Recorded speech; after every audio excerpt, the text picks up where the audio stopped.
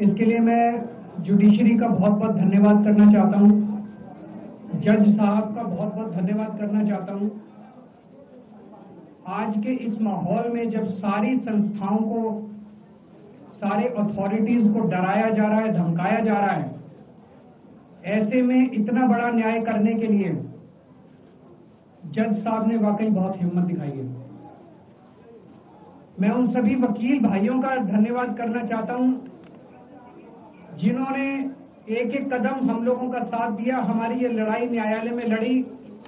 मैं खासकर नाम लेना चाहता हूं, अभिषेक मनु सिंघवी साहब का धन्यवाद करता हूं, हरिहरन साहब का धन्यवाद करता हूं, रिबेका मैडम का धन्यवाद करता हूं, विक्रम चौधरी जी का, दयान कृष्णन जी का, रमेश गुप्ता जी का, शादान का, मोहित माथुर जी का, विवेक जैन, रजत, मोहम्मद इरशाद, करण, मोदित जैन और भी कई नाम है, अगर मेरे से कुछ रह गए हो। बहुत सारे वकीलों ने हमारा साथ दिया और उन सारे देश भर के लोगों का जिन्होंने पिछले 4 साल से जिस तरह से हमारे ऊपर अत्याचार किया जा रहा था, इतने कठिन समय में हम लोगों का साथ दिया, उनका धन्यवाद करना चाहता हूं। आप जान रहे हैं कि किस तरह से पिछले 4 साल से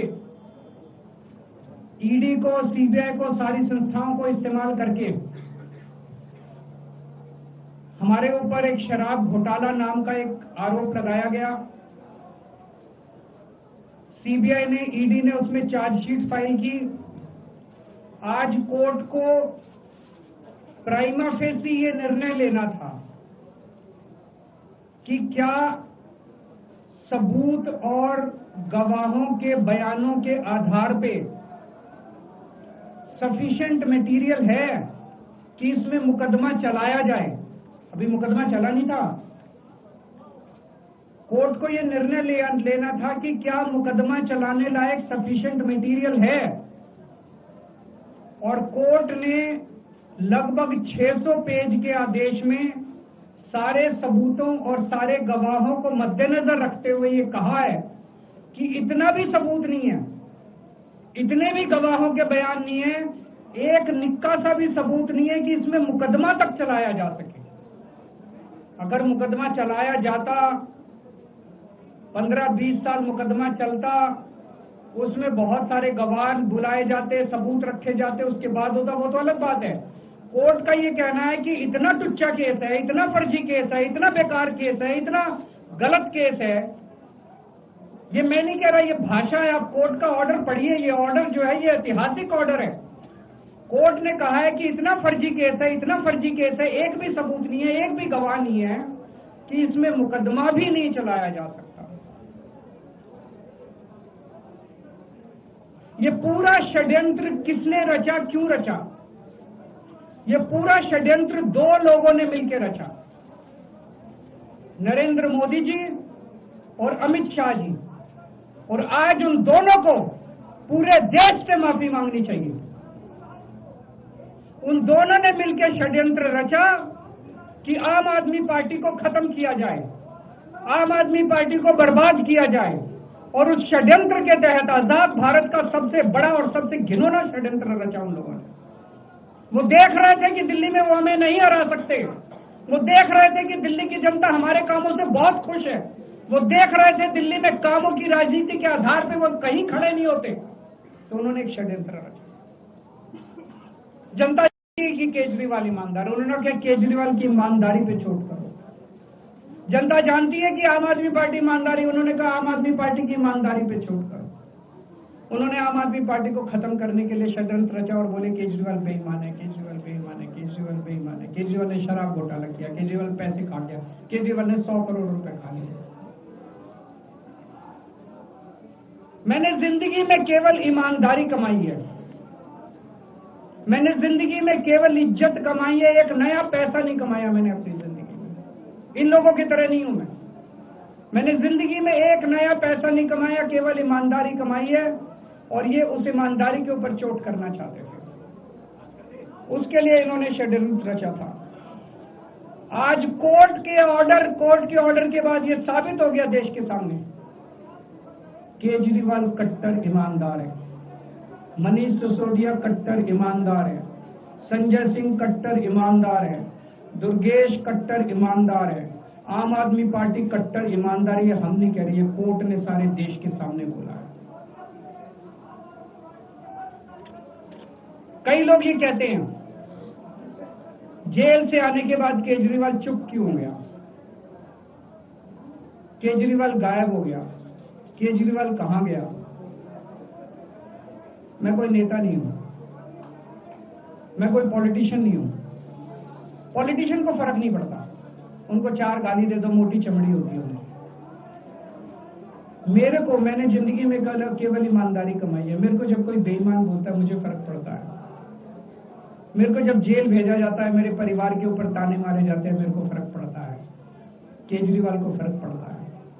इसलिए मैंने तय किया था कि जब सारे देश के सामने मैं निर्दोष साबित हो जाऊंगा तब तक मैं चुप रहूंगा। आज मेरे दिल से बहुत बड़ा बोझ उतर गया।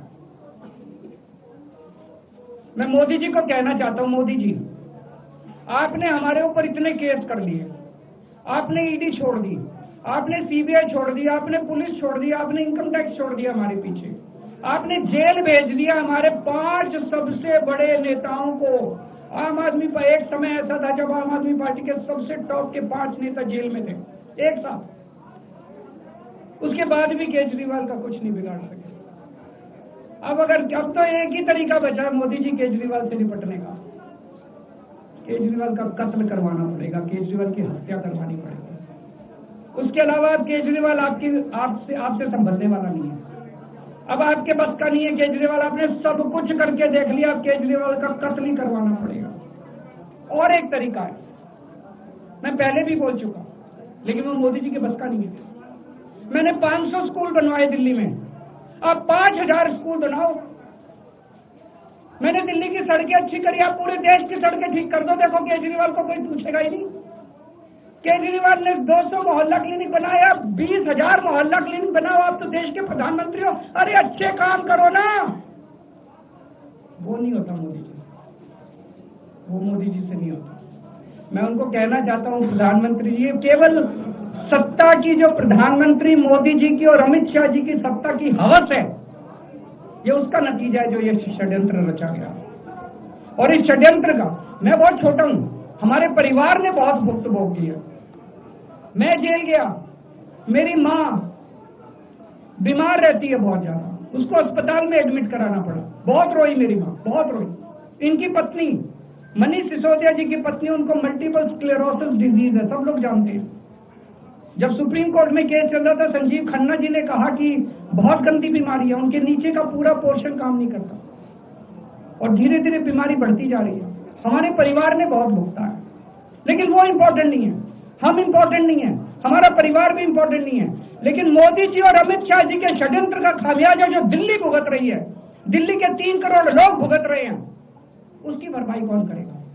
आज दिल्ली में कहीं चले जाओ, सारी सड़कें टूटी पड़ी हैं, अस्पतालों में दवाइयां मिलनी बंद हो गई हैं, मोहल्ला क्लिनिक बंद किए जा रहे हैं, स्कूलों का बुरा हाल हो रहा है। पूरे दिल्ली में पोल्यूशन इतना ज्यादा कभी दिल्ली की जनता ने नहीं देखा था। यमुना का बहुत बुरा हाल हो गया। एक चीज बता दो तो दिल्ली में इन्होंने ठीक करी हो, पूरी दिल्ली का बेड़ा गर्क कर दिया। सबसे बड़ा खामियाजा मोदी जी और अमित शाह जी की सत्ता की हवस, उसका सबसे बड़ा खामियाजा दिल्ली के 3 करोड़ लोगों ने भुगता है। दिल्ली के लोगों से जाके पूछो। आज मैं चैलेंज करता हूं मोदी जी को, मोदी जी हिम्मत है दिल्ली में दोबारा चुनाव करा के दिखा दो, 10 से ज्यादा तुम्हारी सीट आ जाए, मैं राजनीति छोड़ दूंगा। तुम्हारी 10 से ज्यादा सीट आ जाए, मैं राजनीति छोड़ दूंगा। दिल्ली की जनता त्रस्त हो चुकी है तुम लोग।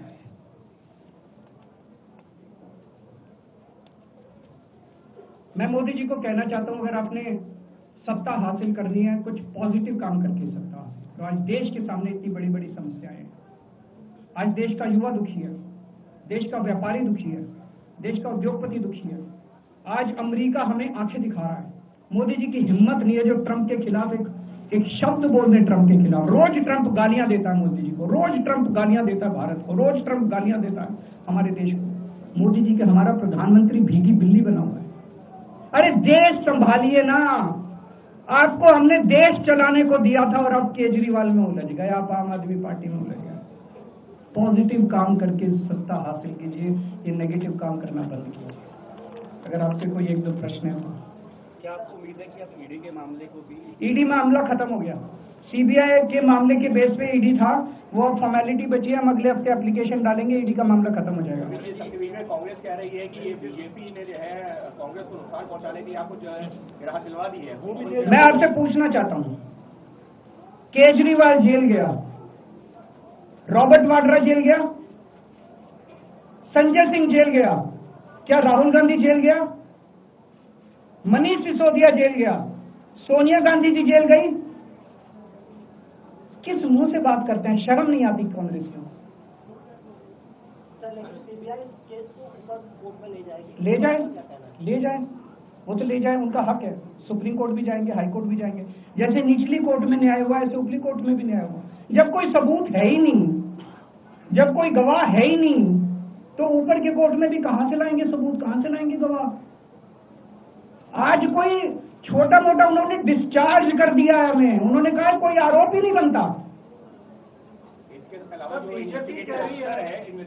इन्वेस्टिगेटिंग ऑफिसर सीबीआई के ऊपर उन्होंने, कोर्ट ने टिप्पणी की है कि सीबीआई अपने दोषी अधिकारियों के खिलाफ डिसिप्लिनरी एक्शन, कभी ऐसा ऑर्डर देखा है?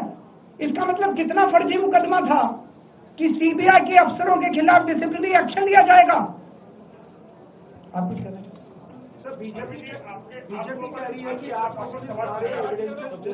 कर दिए, इस वजह से लोअर कोर्ट का ऐसा ऑर्डर आया और वो उम्मीद जता रहे हैं कि हायर कोर्ट में आपके खिलाफ जो है कार्रवाई दोबारा से। कहाँ पे? जज के कमरे में जाके डिस्ट्रॉय कर दिए? कहाँ डिस्ट्रॉय कर दिए? कहाँ डिस्ट्रॉय कर दिए? मैं जेल में था, ये जेल में था, संजय सिंह जेल में थे, कहाँ डिस्ट्रॉय कर दिए? हम पगला गए हैं वो। जब हम लोगों को जेल में डाला जा रहा था तो यही बीजेपी वाले चीख के कहते थे सारे सबूत हैं, सारे सबूत हैं, सारे सबूत हैं। कहाँ गए सबूत? तो अभी तो देखिए आजकल YouTube पर खूब सारे वीडियोस चल रहे हैं कि कौन किसके इशारे पे नाचता है। अब सीबीआई अब ये किसके इशारे पे नाचते हैं, YouTube के वीडियो देख के आपको पता चल जाएगा। सीबीआई इनके इशारे पे नाचती है, वो सब जगह जाएगी, पर आज साबित हो गया कि सीबीआई इनके इशारे पे नाचती है। भारतीय जनता पार्टी का आपके आंखों पर भी सवाल खड़े कर रहे हैं, कोई फर्क नहीं पड़ता। आज जब आप क्योंकि घर आए थे तो मैडम सुनीता जी के साथ जो है वो लम्हा जो कैमरे पे कैप्चर हुआ, देखिए मेरे परिवार ने बहुत भोगा है इसमें, और मैं समझता हूँ कि जब इस पूरी यात्रा की शुरुआत हुई थी, जब इसमें कूदे थे, तो हमें पता था कि जब आप सिस्टम बदलने चलते हैं, व्यवस्था बदलने चलते हैं, तो बहुत कठिनाइयां आती हैं। पूरा सिस्टम आपके ऊपर पूरी ताकत के साथ आपके ऊपर वार करता है। वो किया उन्होंने, और आज जनता के सामने सारा सिस्टम नंगा हो चुका है। ये सब लोग नंगे हो चुके हैं जनता के सामने। ये तो होना ही था। सत्य को एक न एक दिन देर हो सकती है, अंधेर नहीं है। पंजाब और गुजरात में चुनाव है, आज की वर्ड के बाद में आपको हेल्प मिलेगा? ये केवल एक आध चुनाव की बात नहीं है, ये पूरे सिस्टम को ललकारने की बात है। जिस तरह से सिस्टम का दुरुपयोग इन लोगों ने किया, और जिस तरह से सिस्टम का दुरुपयोग करके इन लोगों ने, पता है, ये सिटिंग चीफ मिनिस्टर को अगर ये जेल में डाल देंगे तो फिर क्या बचा? और इतने फर्जी केस में फिर तो कुछ भी नहीं बचा। कल को स्टालिन साहब को जेल में डाल देंगे, ममता बनर्जी को, जो जहां इनकी पार्टी हारेगी उस मुख्यमंत्री को पकड़ के जेल में डाल दो, जनतंत्र ही नहीं बचा। आज बाबा साहब अंबेडकर के संविधान के सामने एक तानाशाह को झुकना पड़ा है, ये बहुत बड़ी बात है। बहुत बहुत शुक्रिया।